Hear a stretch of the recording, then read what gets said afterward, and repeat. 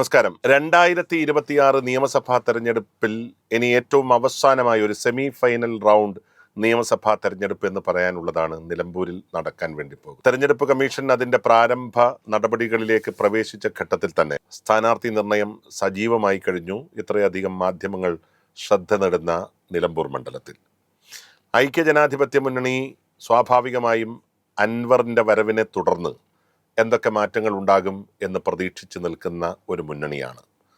അൻവർ ആണെങ്കിൽ തനിക്ക് ഐക്യജനാധിപത്യ മുന്നണിയിലേക്കൊരു എൻട്രി ഈ തെരഞ്ഞെടുപ്പിന് മുന്നോടിയായി ലഭിക്കുമോ എന്ന് കാത്തിരിക്കുകയാണ്. LDFനെ സംബന്ധിച്ച് നിലമ്പൂരിൽ വലിയ നഷ്ടങ്ങൾക്കൊന്നും സാധ്യതയില്ല. കാരണം സ്വതന്ത്ര സ്ഥാനാർത്ഥിയായി മത്സരിച്ച അൻവറിനെ വിജയിപ്പിച്ച പാരമ്പര്യം മാത്രമാണ് LDFനെ സംബന്ധിച്ചിട്ടുള്ളത്. നിലമ്പൂരിൽ LDFനെ വിട്ട് അൻവർ UDF പാളയത്തിലേക്ക് പോകാൻ തീരുമാനിച്ചതോടുകൂടി മത്സരം തന്നെ ഒരുപക്ഷെ അത്രയേറെ പ്രാധാന്യമില്ലാത്തതായി LDFനെ സംബന്ധിച്ച് മാറിയിട്ടുണ്ട്.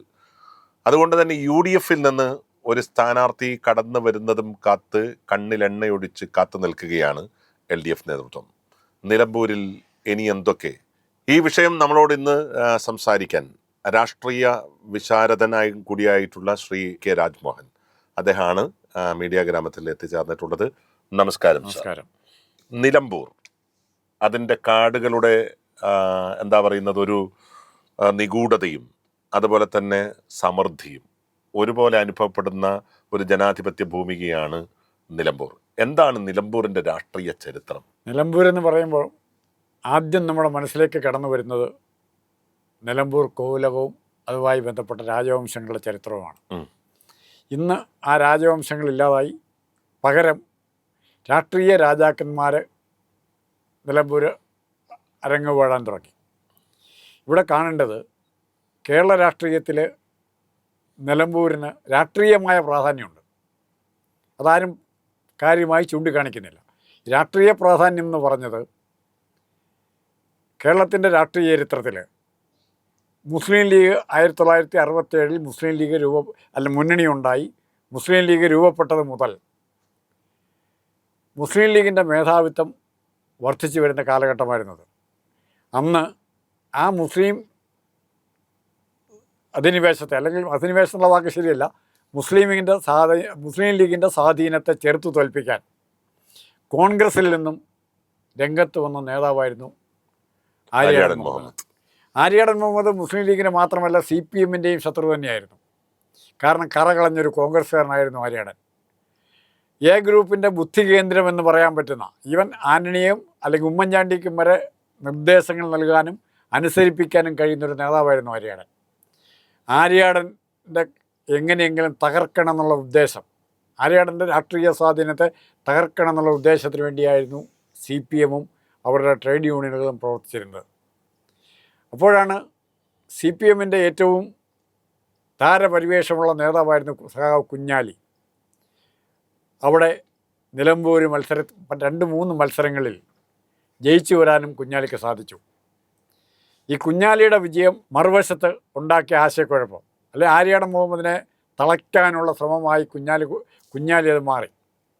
ആര്യാടനെയും വിളിച്ചിരുന്നത് കുഞ്ഞാക്ക എന്നാണ് വിളിച്ചിരുന്നത്. അപ്പോൾ കുഞ്ഞാക്കയും കുഞ്ഞാലിയും തമ്മിലുള്ള സമരം, അതായത് മാർക്സിസ്റ്റ് പാർട്ടി പറയുന്നത് ഞങ്ങളുടെ കുഞ്ഞാലി നിങ്ങളുടെ കുഞ്ഞാക്ക, ആ രീതിയിലാണ് അവിടെ പറഞ്ഞിരുന്നത്. പക്ഷേ ആര്യാടന് ട്രേഡ് യൂണിയൻ രംഗത്തുണ്ടായിരുന്ന സ്വാധീനം, ഒരുപക്ഷെ ഇതിന് ഒത്തിരി സമാനതകളുണ്ട്. കരുണാകരൻ്റെ പഴയ തട്ടിൽ എസ്റ്റേറ്റുമായി ബന്ധപ്പെട്ട പ്രശ്നങ്ങൾ പലർക്കും അറിയാം. അത് ശ്രദ്ധിച്ച് പഠിക്കേണ്ട ഒരു വിഷയമാണ്. അതുപോലെ തന്നെ ഒരു സാഹചര്യം ആര്യാടനും ഫേസ് ചെയ്യേണ്ടി വന്നു.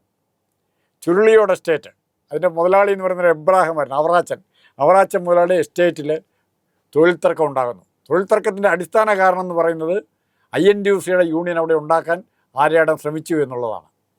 ഇതൊരു സംഘടനത്തിലേക്ക് മാറി. എണ്ണത്തിൽ കുറവാണ്, കേവലം 10% മെമ്പർഷിപ്പ് പോലും ആര്യാടൻ്റെ യൂണിയനിൽപ്പെട്ടവർക്കില്ല. അപ്പോൾ എങ്ങനെയെങ്കിലും അടിച്ചു തീർക്കണം എന്ന്, അല്ലെ ഇവരെ തല്ലി ഓടിക്കാമെന്ന്, അല്ലെ TP ചന്ദ്രശേഖരൻ മോഡൽ ഇവരെ ഒഴിവാക്കാമെന്ന് മാർക്സിസ്റ്റ് പാർട്ടി വിചാരിച്ചു. പക്ഷേ ആര്യാടൻ്റെയും കൂട്ടരുടെയും ഭാഗത്തു നിന്നുണ്ടായി ചെറുത്തുനിൽപ്പ് അവർ പ്രതീക്ഷിക്കുന്നതിനപ്പുറമായിരുന്നു. ആ ചെറുത്തുനിൽപ്പിൻ്റെ ഫലമായി ഒരു ദിവസം എസ്റ്റേറ്റിൽ നിന്നും എസ്റ്റേറ്റ് മുതലാളിയുടെ അവറാച്ചൻ എന്ന് പറഞ്ഞ എസ്റ്റേറ്റ് മുതലാളിയുടെ സഹായത്തോടെ എല്ലാ INTUC തൊഴിലാളികളെ പുറത്താക്കുകയാണ് ചെയ്യുന്നത്. അതൊരു സംഘടനത്തിലേക്ക് മാറി, രാഷ്ട്രീയ സംഘടനത്തിലേക്ക് മാറി. അന്ന് ആ സമയം ഈ സംഘടന തുടങ്ങുന്ന സമയത്ത് ആര്യാടൻ ശരിക്കു പറഞ്ഞാൽ നിലമ്പൂരില്ല. ആര്യാടൻ കോഴിക്കോട്ടിന് പുറപ്പെട്ടിരുന്നു. പക്ഷെ ഇവിടെ സംഘടന തുടങ്ങുമ്പോൾ ഈ തൊഴിലാളികളെ സഹായിക്കാൻ ഇവരെണ്ണത്തിൽ കുറവാണ്, ഇവരെ സഹായിച്ചേ പറ്റൂ. ഈ വിഷയം അറിഞ്ഞ് ആര്യാടൻ ഓടി അവിടെ എത്തുകയാണ് ചെയ്യുന്നത്. പോലീസ് സ്റ്റേഷനിലേക്കാണ് ആര്യാടൻ പോകുന്നത്. പോലീസുകാരോട് പറഞ്ഞു ഇന്നതാണ് സിറ്റുവേഷൻ. പോലീസുകാർ പറഞ്ഞു ഞങ്ങൾക്കൊന്നും ചെയ്യാനില്ല, പോലീസ് ഫോഴ്സ് ഇവിടെ ആവശ്യത്തിനില്ല. 2 പോലീസുകാരാണ് വിട്ടുകൊടുക്കുന്നത്. ഈ 2 പോലീസുകാരുടെ സാന്നിധ്യത്തിൽ ഇവർ INTUC തൊഴിലാളികൾ അവരുടെ ഓഫീസിൻ്റെ മുകളിൽ, താഴത്തെ നില ചായക്കട, ഹോട്ടൽ, അങ്ങനെയുള്ള പല പരിപാടികളാണ്. മുകളിലത്തെ നിലയിലാണ് INTUC ഓഫീസ്, ചുരുളിയോട് INTUC ഓഫീസ്. ആ INTUC ഓഫീസിൻ്റെ മുകളിലേക്ക് INTUC തൊഴിലാളികൾ നിൽക്കുമ്പോഴാണ് താഴത്തുനിന്ന് ഇവർ പ്രശ്നങ്ങളുണ്ടാക്കുന്നത്. 2 പോലീസുകാർ വളരെ ബോധപൂർവം, അല്ലെങ്കിൽ മനഃപൂർവ്വമാണോ അല്ലയോ എന്നറിയില്ല, ഞങ്ങൾക്കൊന്നും ചെയ്യാനില്ല എന്ന് പറഞ്ഞ എസ്കോർട്ട് വന്ന പോലീസുകാരും സ്ഥലം വിട്ടു. അപ്പോൾ ഈ ഇത്ര ആയിരക്കണക്കിന് വരുന്ന CI2 ഗുണ്ടകളുടെ മുമ്പിലേക്ക് സ്വന്തം ജീവിതം പണയം വെച്ച് ആര്യാടനും കൂട്ടർക്ക് പോകേണ്ട അവസ്ഥയുണ്ടായി. അങ്ങനെ അനിശ്ചിതാവസ്ഥ നിലനിൽക്കുമ്പോൾ താഴത്തെ നിലയിൽ നിന്നും ഒരു വെടിവെച്ച കേട്ടു. ആ വെടിയേറ്റത് ആർക്കാണ്? അപ്പോൾ എല്ലാവരും സംബന്ധിച്ച് ആർക്കാണെന്ന് ആർക്കും അറിയത്തില്ല. പക്ഷേ വെടിയേറ്റത് സാക്ഷാൽ കുഞ്ഞാലിക്ക്, MLA കുഞ്ഞാലിക്ക് തന്നെയാണ്. കേരള രാഷ്ട്രീയത്തിൽ ആദ്യമായിട്ട് നടക്കുന്ന ഒരു സംഭവമാണ്. MLA കുഞ്ഞാലിക്കിട്ടാണ് വെടിയേക്കുന്നത്. കുഞ്ഞാലി മരിക്കുന്നു. വളരെ പെട്ടെന്ന് അന്നത്തെ ഗവൺമെൻറ്റിന് കുഞ്ഞാലിയല്ല ആര്യാടൻ മുഹമ്മദിനെ പ്രതിയാക്കാൻ, കൊലക്കുറ്റത്തിൻ്റെ പ്രതിയാക്കി വിചാരണ ചെയ്യാനുള്ള നടപടിക്രമങ്ങളാണ്. പക്ഷേ നീണ്ടുനിന്ന നിയമ പോരാട്ടത്തിനൊടുവിൽ ആര്യാടൻ നിരപരാധിയാണെന്ന് കണ്ടെത്തുകയും ആര്യാടനെ മോചിപ്പിക്കുകയും ചെയ്തു. ഇതാണ് നിലമ്പൂരിൻ്റെ രാഷ്ട്രീയ പശ്ചാത്തലം. ഓക്കെ, ഈ ഒരു രാഷ്ട്രീയ പശ്ചാത്തലം അങ്ങ് വളരെ കൃത്യമായി വിവരിക്കട്ടെ എന്നുള്ള ആഗ്രഹം കൊണ്ടാണ് ഞാൻ അതിനകത്ത് അകത്ത് ഇടപെടാതിരുന്നത്. സത്യത്തിൽ നിലമ്പൂര് അങ്ങനെ ആലോചിക്കുമ്പോൾ ഒരു MLA വെടിയേറ്റു മരണപ്പെട്ട സ്ഥലം, ഒരു കൊലപാതക കേസിൽ പ്രതികളായ 2 ആളുകൾ MLA ആയിട്ടുള്ള സ്ഥലം എന്ന് വേണമെങ്കിൽ പറയാം. കാരണം ആര്യാടിന് ശേഷം അൻവറും അതേപോലെ ഒരു കൊലപാതക കേസിൽ പ്രതിയായി മാറിയിട്ടുള്ള ഒരാളാണ്. അപ്പോൾ അതിൻ്റെ അർത്ഥം നിലമ്പൂർ കുറേയധികം വൈകാരികമായി പ്രതികരിക്കുന്ന ആളുകളുടെ ഒരു മണ്ണായി മാറിയിട്ടുണ്ട്. ആ അർത്ഥത്തിൽ ഇപ്പോൾ നമ്മൾ സത്യത്തിൽ പരിശോധിക്കേണ്ട 2-3 പ്രധാനപ്പെട്ട ഘടകങ്ങളുണ്ട്. അതിലൊന്ന് എന്ന് പറയുന്നത്, ഞാൻ ആദ്യം ചോദിക്കുന്നത് അൻവറിൻ്റെ രാഷ്ട്രീയ ഭാവി. അതെല്ലാവർക്കും അറിയാം. UDF അല്ലാതെ അൻവറിന് മറ്റൊരു രാഷ്ട്രീയ ഭാവിയില്ല. ഒരു മുസ്ലിം നേതാവ് എന്നുള്ള രീതിയിൽ BJPയിലേക്കോ NDAയിലേക്കോ പോയാൽ ഒരു ഘടകകക്ഷിയായി മാറാൻ പറ്റും എന്നതിനപ്പുറത്തേക്കില്ല. പക്ഷെ അദ്ദേഹം എടുത്ത് ചാടി DMK ആയി. DMKയിൽ നിന്ന് അദ്ദേഹം പിന്നീട് തൃണമൂൽ കോൺഗ്രസ് ആയി. ഇപ്പോൾ തൃണമൂൽ കോൺഗ്രസ് ഞങ്ങൾക്ക് വേണ്ട, അൻവർ തനിച്ചു വന്നാൽ സ്വീകരിക്കാം എന്ന് UDF പറയുന്ന ഈ ഒരു ഘട്ടത്തിൽ എന്താണ് അൻവറിൻ്റെ രാഷ്ട്രീയ ഭാവി? അൻവറിൻ്റെ രാഷ്ട്രീയ ഭാവി വളരെ സുരക്ഷിതമാണ്. എന്താക്കി പറയാം. കാരണം അൻവറിന് രാഷ്ട്രീയമില്ല. അൻവറിനെ പിന്തുണയ്ക്കുന്ന, അൻവറിൻ്റെ പ്രവൃത്തികളെ പിന്തുണയ്ക്കുന്ന ഒരു സമൂഹം അൻവറിൻ്റെ പിന്നിലുണ്ട്. ഇപ്പോൾ അടുത്ത വർഷം കഴിഞ്ഞ 2 തെരഞ്ഞെടുപ്പിൽ മലബാറിലും നിയോജകമണ്ഡലങ്ങളിൽ, മുസ്ലിം ഭൂരിപക്ഷമുള്ള നിയോജകമണ്ഡലങ്ങളിൽ ചില വ്യക്തികളെ കേന്ദ്രീകരിച്ചാണ് ഇവർ മുസ്ലിം, ഇപ്പോൾ ജലീൽ, അൻവർ, അബ്ദുൾ റഹ്മാൻ, ഇങ്ങനെയുള്ള കുറേ ആൾക്കാരെ കേന്ദ്രീകരിച്ച് കുറേ മുസ്ലിം സമുദായത്തിൽപ്പെട്ടവരെ ആകർഷിക്കാൻ പറ്റി. അത് അൻവറിൻ്റെ ഇടപാടുകൾ നടത്താൻ ആദ്യഘട്ടത്തിൽ സഹായിച്ച അതേ പിണറായി വിജയൻ തന്നെ അൻവറിനെതിരായ നിലപാട് സ്വീകരിക്കാൻ തുടങ്ങി. അതെന്തുകൊണ്ടാണെന്ന് ആർക്കും അറിയില്ല. അൻവറിനെതിരെ അപ്പോൾ റിയാസുമായിട്ടുള്ള തർക്കം അവിടെ പറയുന്നുണ്ട്. ഒരു മുസ്ലിം നേതാവ് മതി, പിണറായി കഴിഞ്ഞാൽ അത് അൻവർ ആയിരിക്കെല്ലാം റിയാസ് ആയിരിക്കണം എന്നൊരു വാശി ചില ആൾക്കാർക്കുണ്ട്. അത് പലരും പുറത്ത് പറയുന്നില്ല. അപ്പോൾ റിയാസിനെ വളർത്തിക്കൊണ്ടുവരണമെങ്കിൽ അൻവർ ഒരു തടസ്സമാണ്. നാളെ ജലീലിനെയും ബാധിച്ചിരിക്കുന്നത് ഇത് തന്നെയാണ്. ഒന്നും ചെയ്യാത്ത ജലീലിനെ അവർ ശത്രുവാക്കി വളരെ പെട്ടെന്ന്. അപ്പോൾ ഇത്തരം രാഷ്ട്രീയം തുടരുകയാണ് ചെയ്യുന്നത്. അൻവറിൻ്റെ രാഷ്ട്രീയത്തിൻ്റെ ഏറ്റവും വലിയ പ്രത്യേകത, അൻവർ എല്ലാം വെട്ടി തുറന്ന് പറയുന്നു. തനിക്ക് രഹസ്യങ്ങൾ സൂക്ഷിക്കാൻ അൻവറിന് പറ്റുന്നില്ല. അതുകൂടാതെ മറ്റൊരു പ്രധാനപ്പെട്ട കാര്യം എനിക്കെപ്പോഴും തോന്നിയിട്ടില്ല, ഇപ്പോൾ തൃണമൂൽ കോൺഗ്രസിനോടൊപ്പം ചേർക്കാൻ പറ്റില്ല. അത് സ്വാഭാവികമാണ്. കാരണം ദേശീയ തലത്തിൽ തൃണമൂൽ കോൺഗ്രസിനെ അതിശക്തമായി വിമർശിച്ചുകൊണ്ടേയിരിക്കുന്നു. പശ്ചിമ ബംഗാളിലാണെങ്കിൽ കോൺഗ്രസുമായി യാതൊരു അടുപ്പമില്ല. ഹരിയാന ഉൾപ്പെടെയുള്ള സംസ്ഥാനങ്ങളിൽ തെരഞ്ഞെടുപ്പിൽ തൃണമൂൽ കോൺഗ്രസിൻ്റെ ബദ്ധശത്രുവായി പ്രവർത്തിച്ചു. ദേശീയ തലത്തിൽ ഇന്ത്യ മുന്നണിക്കകത്ത് തന്നെ തൃണമൂൽ കോൺഗ്രസ് വേറിട്ട ഒരു മുഖമായി, കോൺഗ്രസ് വിരുദ്ധ മുഖമായി നിൽക്കുമ്പോൾ കേരളത്തിൽ മാത്രം അങ്ങനെ തൃണമൂലിനെ ഒരു ഘടകകക്ഷിയാക്കേണ്ട എന്ന് ഹൈക്കമാൻഡ് ഡയറക്ഷൻ നൽകി എന്ന വാർത്തകളാണ് ഇന്ന് പുറത്തു വരുന്നത്. അങ്ങനെയാണെങ്കിൽ ഒരു പാർട്ടിയെ മാറ്റി നിർത്തി അൻവർ എന്ന് പറയുന്ന ഒരു വ്യക്തി മാത്രം UDF വരുന്നത് സത്യത്തിൽ കോൺഗ്രസിന് നഷ്ടമാണ്. നമ്മളിപ്പോൾ കഴിഞ്ഞ ദിവസം ഞാൻ താങ്കളോടൊരു താങ്കളൊരു വ്യക്തിപരമായിട്ടുള്ള സംസാരത്തിനിടയിൽ പറഞ്ഞു, നാളെ തൃണമൂൽ കോൺഗ്രസിൻ്റെ നേതാവ് മമതാ ബാനർജി ഈ ഒരു തെരഞ്ഞെടുപ്പിൽ കേരളത്തിൽ ആദ്യമായി ഒരു ഘടകകക്ഷിയായതിൻ്റെ പേരിൽ ഈ തെരഞ്ഞെടുപ്പിൽ പ്രസംഗിക്കാൻ വേണ്ടി നിലമ്പൂരിലേക്ക് വരുന്നു എന്ന് കരുതുക.